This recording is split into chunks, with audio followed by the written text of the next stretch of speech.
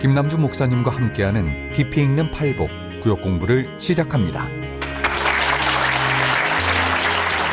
자, 어쨌든 이렇게 해서 이제 팔복이 벌써 9장까지 왔습니다. 그래서 뭐 시작하는 게 엊그제 같았는데 뭐 벌써 그냥 9장까지 달려왔는데 이제 자 앞에 나온 거 한번 읽어봅시다. 시작.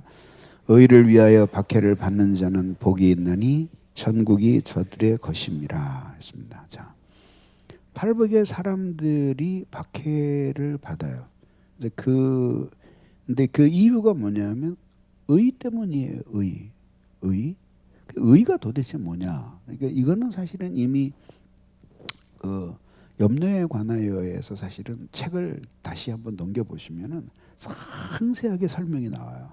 그래서 여기서는 좀 간단하게 했어요.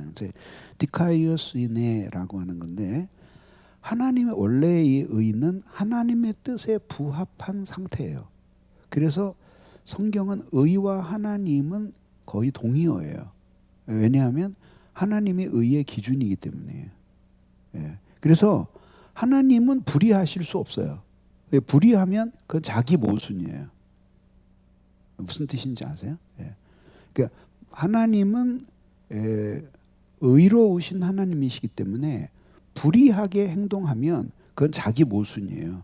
자기 모순은 완전한 신에게는 있을 수 없는 거예요. 인간에게는 있을 수 있지만, 왜냐하면 자기가 굉장히 선한 사람처럼 사람들에게 다 보였는데 알고 보니까 악인이었어요.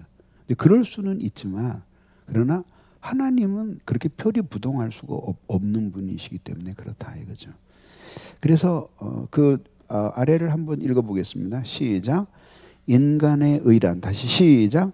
인간의 의란 하나님의 성품의 반영으로서 사람의 내면 세계와 외만 세계를 하나님의 뜻에 완벽히 합치된 상태, 그게 의예요. 그러니까 하나님의 의는 하나님의 뜻에 부합된 상태인데, 근데 그게 하나님의 의일 경우에는 그냥 하나님의 성품으로서의 의이지만 그 의의 주체가 인간일 경우에는 지금 읽은 것 같은 그런 의미를 갖는다, 그런 뜻이에요.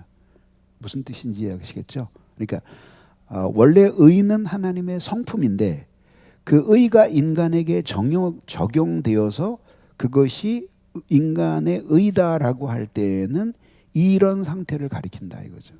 그러니까 이런 상태에 도달할 수 없기 때문에 사실 구속이라는 은혜의 수단이 나온 거예요.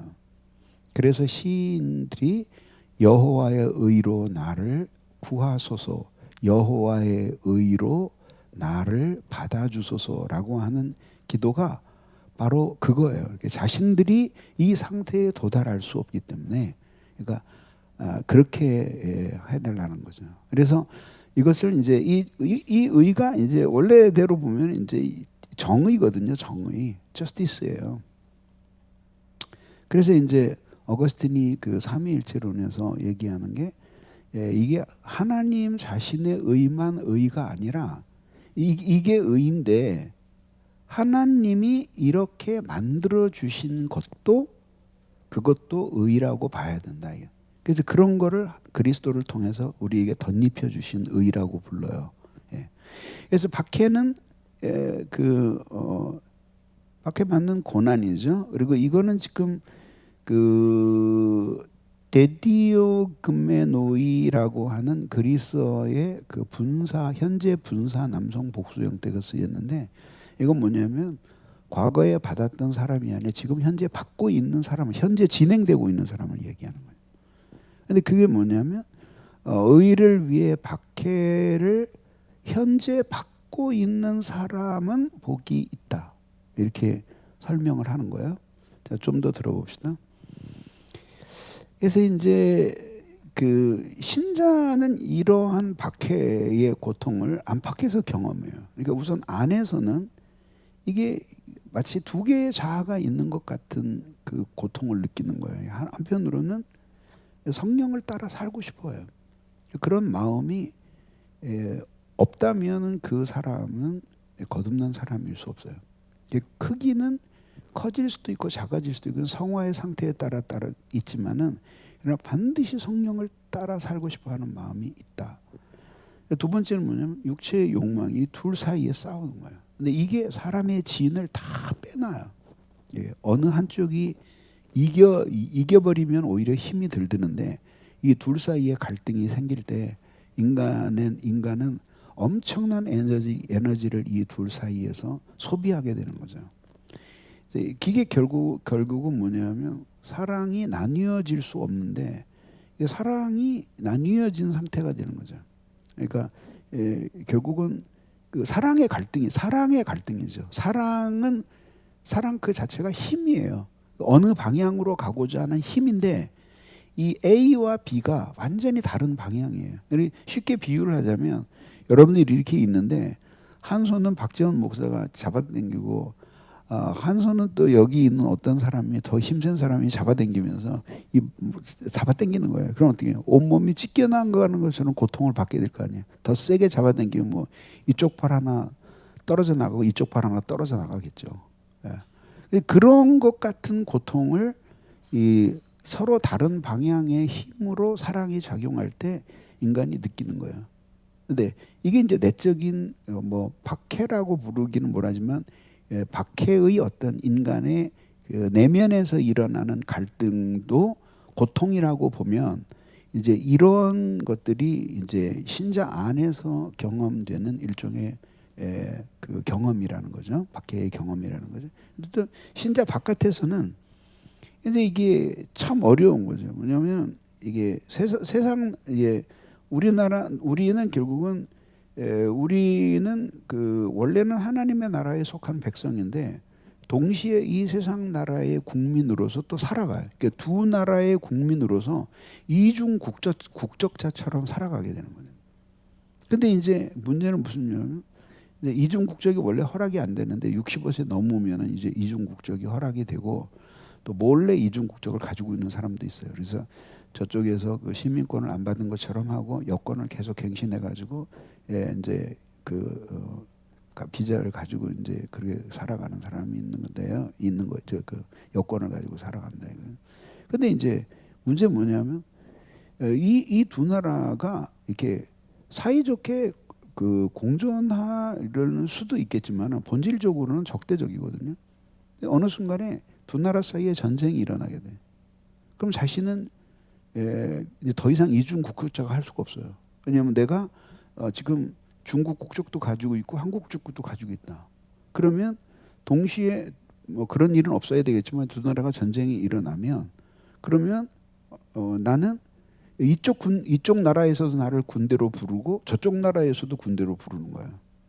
그럴 때는 무언가를 선택을 해야 되잖아요. 그런 것들이 신자 바깥에서 세상 나라의 질서와 하나님의 나라의 질서 두 개가 싸우는 거예요. 그때 세상 나라의 질서에 세상이 이기는 것 같으면 살짝 붙어서 순종하고 그 다음에 하나님의 나라가 이기는 것 같으면 살짝 붙어서 이기고 이렇게 카멜레온처럼 살면 되겠는데 그 사실은 그런 사람을 두 나라 다 안 좋아해요. 그래서 결국 외톨이가 돼요. 선택할 수밖에 없는 거예요. 그러니까 결국은 참된 신자는 반드시 박해를 받게 되어 있는 거죠. 감동적인 이야기 하나 해줄까요? 시간이 너무 가는데 내가 너무 피곤해서 후딱 하고 끝내려고 했는데 만나니까 반갑네요. 그 기독교 역사에서 말이죠. 그 대바실리우스라는 인물이 있어요. 그게 여러분들이 아마 신약 여행 나는 그 다 못 갔는데 신학 여행 가서 신약 여행 갈 때 갑바도기아라는 곳에 가보신 분이죠. 손으로 보세요. 갑바도기아 갔다. 맞네요. 예. 갑바도기아에 가면은 그 갑바도기아의 그 사민이 있어요. 그 기독교의 그 역사 발전에 엄청난 기여를 한 3명의 학자가 있었어요. 학자인 동시에 그 엄청난 신앙인이었어요. 그게 데바실리우스, 그 다음에 니사의 그레고리우스, 그 다음에 나지안주스의 그레고리우스. 뭐 다 안 외우셔도 돼요. 3사람이 있었어요. 그런데 데바실리우스와 그 니사의 그레고리우스는 형제였어요. 근데 그 데파실리우스 이야기를 좀 하려고 그래요. 근데 데파실리우스가 이제 그 데라는 거는 뭐냐면 원래 바실리우스라는 이름이었는데 너무나 학문이 뛰어나고 인격이 뛰어나니까 사람들이 그를 그냥 바실리우스라고 부르기가 너무 미안해가지고 뒤에다가 마그누스라는 그 이름을 붙였어요. 위대하신 분 이런 뜻이에요. 그래서 대바실리우스라고 그렇게 부르는 거예요. 기독교 역사에 그런 분들이 몇 분 있어요. 네. 대바실리우스가 이제 결국 뭐 얘기하면 길지만 어쨌든 엄청난 천재였어요.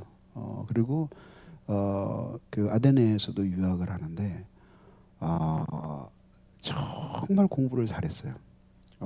그리고 이제 나지안지우스의 그레고리우스와 함께 공부를 해서 둘이서 그 막 그 두각 외국 이제 지방에서 올라온 학생 유학생들이 막 그 학교를 그 들었다 놨다 할 정도로 그렇게 공부를 잘했어요. 근데 이제 데바실리우스가 이제 결국 우여곡절 끝에 이제 기독교를 이제 신앙적으로 변증하려고 하고 근데 다시 돌아와가지고 결국은 주교가 돼요. 주교가.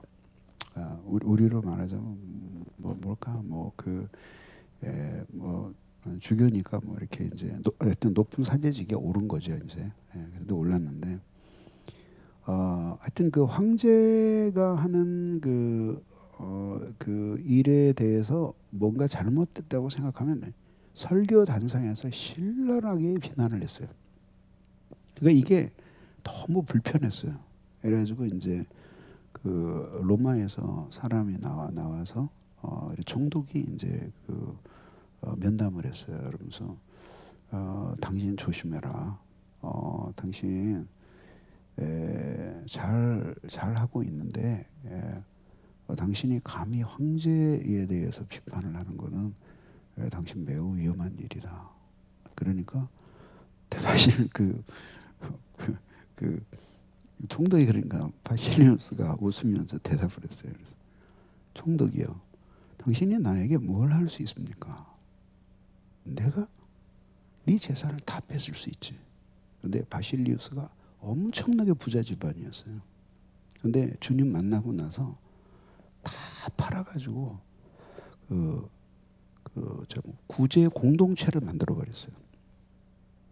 그러니까 아니 당신이 내 재산을 다 뺏을 수 있다 그러는데 난 재산이 없다. 어떻게 뭐 할 수가 있느냐. 그러니까 내가 너를 감옥에 가둘 수도 있고 고문할 수도 있다. 그리고 뭐라 그러냐면 그거 잘 됐다. 우리 주님이 말씀하시기를 박해받는 자는 복이 있나니 그러셨다.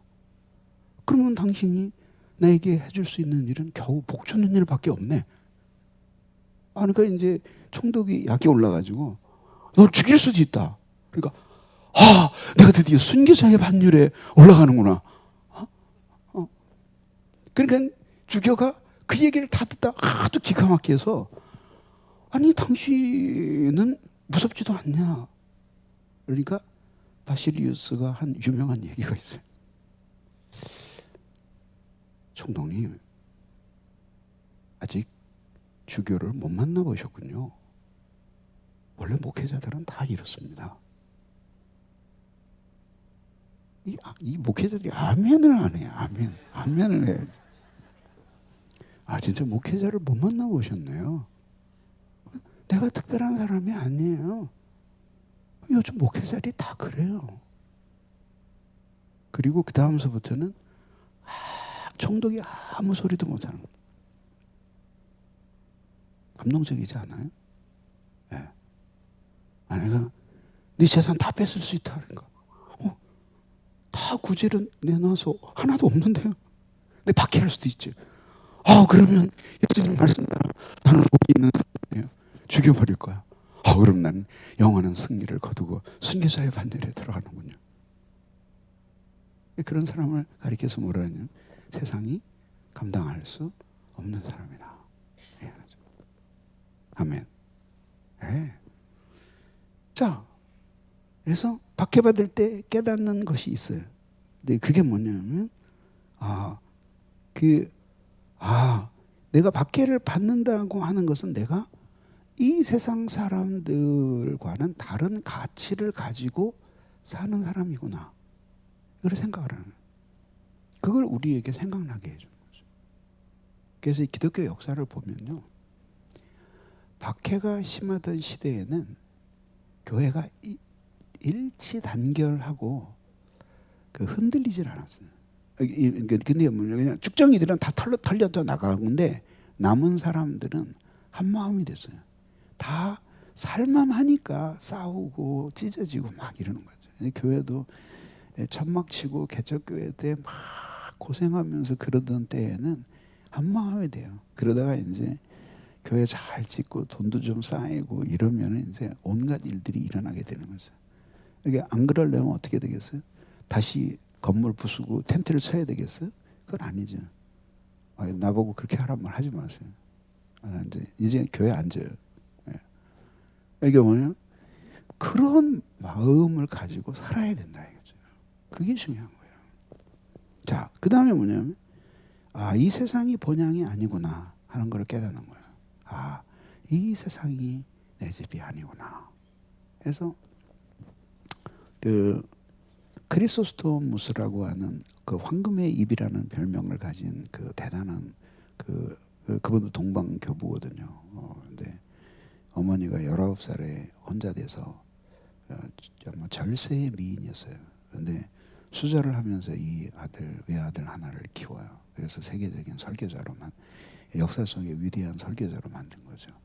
그 사람이 설교했던 그 장소가 어디냐면요, 성소피아 성당 그 아래에 있는 예배당이었어요. 이게 지금 다 부서져 버렸는데 거기에 있어요. 그리고 그 교회가 이 사람이 그 사람이 설교하던 그 교회가 바로 콘스탄틴 대제가 만들어준 예배당이었어요. 거기서 설교를 하는데 결국은 그때 이제 쫓겨나요. 왜냐하면 막 오자마자 그냥 교회에 있는 금은 부치 다 뜯어가지고 그 가난한 사람들에게 다 줘버리고, 그리고 막 귀족 부인들이 막 그 신발에다가 보석 달고 막 오면은 막 그 야단치고 막 이래가지고 결국은 순교해요. 순교하면서 그가 남긴 유명한 얘기가 있어요. 그래서 죽였다 그러면 이제 백성들이 반란을 일으킬까봐 그 물을 안 주면서 그 본도의 사막길을 계속 걸어가게 해요. 그래서 결국은 물을 안 줘서 결국은 걸어가다가 결국은 그 일사병으로 죽어버려요. 근데 그때 남긴 유명한 얘기가 있어요. 세상아, 네가 나를 버리려느냐? 나도 너를 버리노라. 그러면서 이제 그 명설교자가 이제 그 세상을 떠나는 거예요. 참 그런 거 보면은 내 가슴이 저리도록 아파요. 그죠? 세상은 한편으로는 그런 사람들을 소중하게 생각하면서 한편으로는 하여튼 미친 듯이 죽이고 싶어 하는 거죠. 진리의 샘을 막으려고 해요. 자, 그다음에 박해받는 자가 누리는 천국의 두 측면이 있어요. 그게 뭐냐면 미래의 천국을 누리면서 사는 것이고, 하나는 현세에서 천국을 누리면서 사는 거예요. 그게 뭐예요? 천국에서의 삶의 에센스가 뭐예요? 행복이에요, 행복. 그게 행복이에요. 근데 이 세상에서는 팔복이 말하는 그런 사람 됨으로써 행복을 누리지만, 천국에서는 이제 애통할 일도 없고, 그리고 더 이상 핍박받을 일도 없고, 그리고 굶주릴 일도 없는 상태에서 행복을 누리게 되는 거예요. 근데 그거는 이제 천국에서 누릴 행복이지만, 이 세상 나라에서도 그런 천국을 이렇게 통치와 평화, 위로와 기쁨 이런 속에서 이미 미래의 천국을 앞당겨서 누리는 거예요. 그리고 이게 결국 미래적인 국면에서는 이제 완전한 하늘나라 예수 그리스도께서 다시 오시는 완전한 행복과 평화를 누리는 거죠. 그거를 바라보면서 우리들이 이 세상에 사는 것을 중립적으로 봐야 돼요. 무슨 뜻이냐면 빨리 벗어나서 가야 되겠다. 그런 마음도 가지 말고 여기 나 거기까지는 소용없고 그냥 여기서 나 살아야 눌러붙어서 살아야 되겠다. 그러지도 말고 그것은 아버지의 권한에 달린 것이니 괜히 자기가 더 살겠더니 일찍 죽고 싶다느니 그런 요도방정 떨지 말고 그냥 하나님이 살려두시는 날 동안에 팔복의 사람으로 이 땅에서 누릴 수 있는 행복을 마음껏 누리면서 사는 거, 그것이 우리의 최선의 선택지라예요. 아멘. 예. 그래서 이제 고난을 이기면서 살게 하는 원동력이 있어요. 그래서 이게 시간이고 공간이 예전 얘기하면 이게 하나는 역사성이고 그 다음에 하나는 초월성이에요. 그래서 역사성은 시간과 공간 안에서 무엇인가 역할을 하고 이바지를 하면서 나의 신앙의 이유를 찾아야 되겠다. 그것이 우리들이 흔히 지상에서의 사명이라고 부르는 거예요. 근데 그러기 위해서는 하늘과 그것이 만약에 너희는 가서 모든 족속으로 제자를 삼아 내가 너희에게 가르친 것을 지켜 행하게 하라. 그것이 만약에 역사적인 사명이라면 초월적인 것은 뭐냐면 내게 있는 내 권세를 너희에게 주노니라고 하는 것이 있어야 된다는 거죠. 그래서 하늘과 대지 사이에서 균형을 이루면서 우리들이 살아야 되는 거죠. 그래서 뭐 나는 전혀 동의 안 돼요. 외국에를 갔는데 나는 그 교회 간 게 아니라 다른 데를 갔는데 자기네 교회 새벽 집회를 좀 해주면 안 되겠냐. 그래서 뭐 그렇게도 새벽에 말씀 전해달라 그러는데 또 뭐 내가 뭐 싫다 그러면 싫은 건데 뭐 그럴 게 있나. 그런 새벽에 가서 3일 집회를 했어요. 근데 너무 웃기는 게 뭐냐. 아침도 안줘요. 사례금은 물론이고 그래서 그것도 좀 이상하다 그러는데 한 번은 만나가지고 이야기를 하는데 그 새로운 목사님이 자기는 기도가 제일 중요하다고 생각하는데 목회에서 뭐 이의를 제기할 사람이 어디 있어요? 자기 9시간 기도한대. 그래서 그게 어떻게 기술적으로 가냐 그러니까 아침에 출근할 때 강대로 올라가서 강대에서 퇴근한대요. 그래서 그러면 근데 그 다음서도 말을 안 했어요. 그냥 나 알죠. 내가 화나면 말 안 하는 거. 내가 말 안 했어. 그냥 가만히. 내가 보기에는 그건 있지. 목회로부터의 도피예요. 신방도 안 하고, 그다음에 회의도 안 하고, 아무것도 안 하고, 그다음에 올라가가지고 출근 시간에 왜 출근 시간에 가? 예수님도 낮에 다 일하고 밤에 기도하러 가시잖아. 밤에 9시간 기도했다면 내가 동의가 돼요. 근데 출근할 때 교회로 강대로 출근하고 퇴근할 때 강대에서 퇴근한다? 헐이죠. 헐. 이게 결국 뭐야? 무엇을 위한 기도 생활이냐. 예? 그리고 뭐 그다음에 뭐 또 그것도 모자라 가지고 또 뭐 한 달에 뭐 일주씩 해가지고 또 뭐 어디 가서 계속 기도를 한다 그래서 그래서 더 이상 얘기가 싫었어요. 이게 뭐예요? 역사성이 결핍되어 있는 견해예요. 자, 그다음에 그래서 결국은 자, 이거 마지막 문장 2개를 읽고 마치겠습니다. 시작. 하나님을 누림으로 박해를 견뎌야 합니다. 의를 위한 삶을 포기하지 말아야 합니다. 하나님의 자녀로 살아야 합니다. 하나님을 사랑하십시오. 정의로운 삶을 사십시오. 박해를 견디십시오. 우리는 그들에게 없는 하나님의 나라를 누리고 있지 않습니까? 이건 누리는 거죠.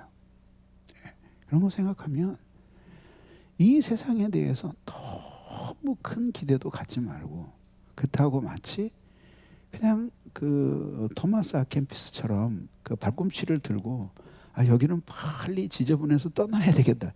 그렇게 사는 것도 별로 썩 좋은 게 아니고 균형을 다 가지고 살아야 돼. 데바실리우스의 현명한 점이 그거였어요. 바실리우스가 그 누나가 그 마크나라는 그 누나인데 엄청 경건한 사람이었어요. 근데 누나가 동생을 불러서 이제 부모님도 다 돌아가셨고 엄청난 재산이 있는데 우리 하나님만 의지하며 살자. 이 재산 우리 다 정리해서 이 가난한 사람들을 위해서 흩어주고 우리는 하나님만 섬기다가 죽자. 그러니까 동생들이 전부 다 예스를 해요.